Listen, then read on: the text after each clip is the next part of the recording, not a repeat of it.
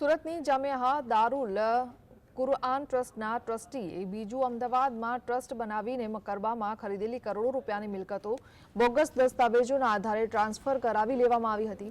આ મામલે ફરિયાદ બાદ ક્રાઇમ બ્રાન્ચે આરોપી મોહમ્મદ ઇરફાન મોહમ્મદ મેમણની ધરપકડ કરી છે। ત્યારબાદ આરોપીને કોર્ટમાં રિમાન્ડ માટે રજૂ કરતા મેટ્રોપોલિટન કોર્ટે 7 દિવસના રિમાન્ડ પર સોંપવા હુકમ કર્યો છે। ક્રાઇમ બ્રાન્ચે 14 દિવસની રિમાન્ડની માંગ કરી છે। करोड़ की किंमत की अंदाजित प्रॉपर्टी है। ये प्रॉपर्टी ने पोताना ट्रस्ट में गैरकायदेसर रीते खोटा ठराव, बोगस पेपर रिपोर्टों और बोगस सहीओ करीने पोताना नाम पोताना ट्रस्टना नाम पर करवाना प्रयत्न करेल छे।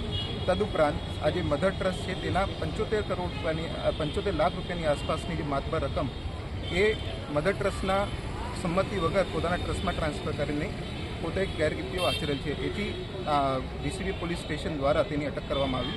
अटक थया पछी रिमांड एप्लिकेशन हियरिंग दरमियान नामदार मेट्रोपोलिटन मेजिस्ट्रेट द्वारा एमने 7 दिवसनी